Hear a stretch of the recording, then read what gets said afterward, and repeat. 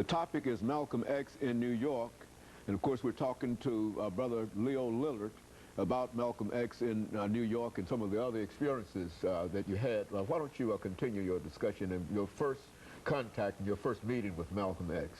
Well, you know, Harlem was for a little Southern boy was an amazing happening just to be in Harlem, you know, and look at the legend and the history and the Renaissance of Harlem, which I didn't know a lot about, but I was, as an engineer, as a scientist, you don't read a lot of literature.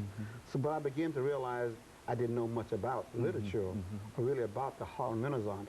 So I was simultaneously being, you know, inundated with this whole new rhetoric from this man called Malcolm X. I was trying to catch up as a little Southern boy, not understanding the great writers that we had, you know, and I was castigating TSU's education. It's just that we didn't have the breadth of the kind of famous folks.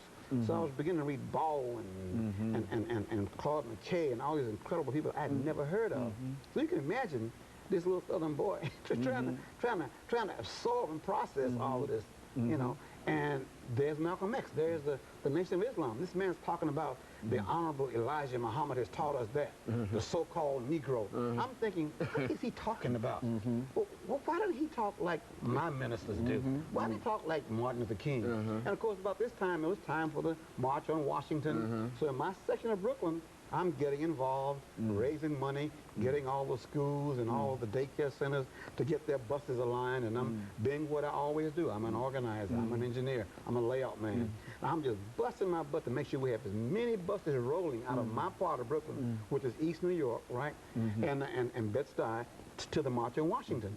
And along about a month and a half before the March on Washington, Malcolm comes to us and say, why are you guys doing this? You're just little robots. They're going to tell you when to come into Washington, where to go in Washington, and when to leave. And that really made me mad, because I'm just working so hard to make this thing come about so we can prove to America that it's time for America to listen to us. And here this man is saying, you're a fool, you're a chump, you've been had, and I'm having to weigh this. And at the same time, not wanting to feel like a dummy for working hard to make this happen, at the same time questioning what is the real purpose of this march. And at the last minute, I decided not to go. But I had to work all this time, raise all this money, and I'm glad I didn't, because one of my stalwarts peers here, John Lewis, who was at the March in Washington, made a major speech, was part of the SNCC leadership, was told by the Kennedy boys and the liberal whites in the union movement what to say. So Malcolm was right. Malcolm was absolutely right. And that's exactly what happened. And you know what happened 3 weeks after the March in Washington? You can't forget that. The Birmingham bombing. Okay, Folks don't forget those two things together. And those are the same thing that Malcolm said.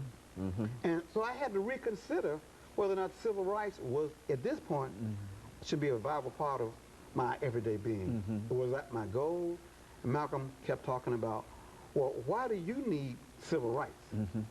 Because I said, well, Malcolm, because we're Americans and we're black Americans, and we need civil rights to correct all the horrendous, you know, wrongdoings of the past. And Malcolm said, well, a Russian coming to America does not need a civil rights.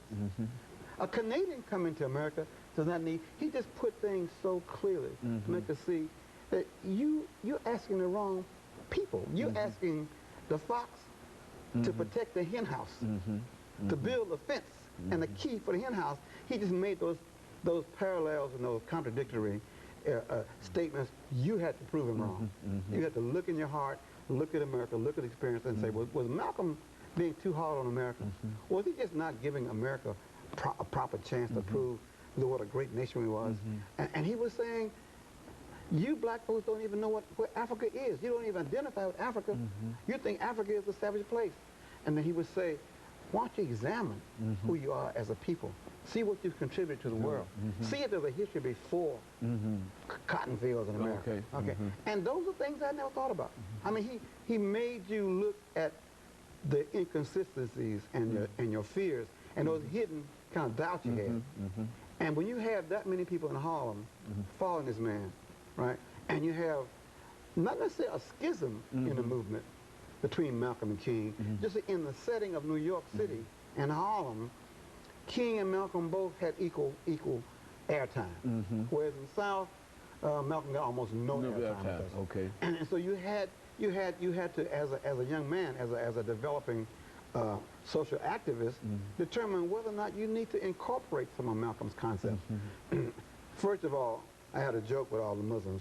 I just love pork chops too much to be a Muslim. Okay. So that was my standard little joke. Well, why aren't you a Muslim? Why aren't you Islam? Well, I like pork chops. But that really wasn't the issue. I wanted to associate with them enough to inculcate some of their doctrine, some of their ideology, some of their ability to analyze where we are as a people in America, where we are as a people on the globe. What Malcolm did, he made me look at the globe. He made me look at the globe and say, you're not a minority. The white man has told you you're a minority. Who the minority is Caucasians, because on the world scheme, they are the minority. And he's saying all these things, and I'm saying, where does this man come off with this new kind of idea, this new paradigm of who we are, how we should function, how we should see ourselves, how we should create our language. I'll never forget the game he told me about pool. He said, you can't even play pool without being a racist. I said, what do you mean, Malcolm? He said, look at the game of pool. You start with all the colored balls together, right? You take a white ball and knock them all to pieces, knock all of them down, and he said, how you win the game? You knock the 8 balls in the pocket. I mean, those are idioms and symbols he just made me look at, you know. And he just constantly made you understand you cannot accept the people who are saying, this is how we want you to stop oppression.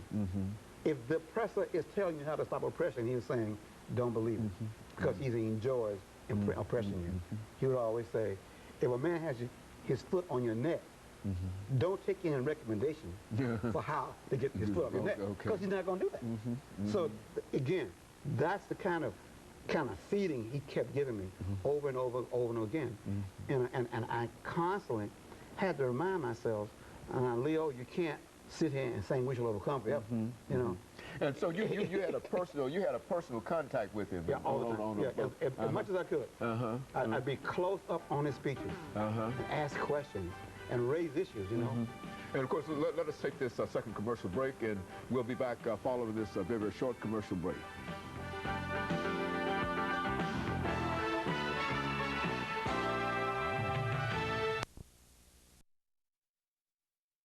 The topic is Malcolm X.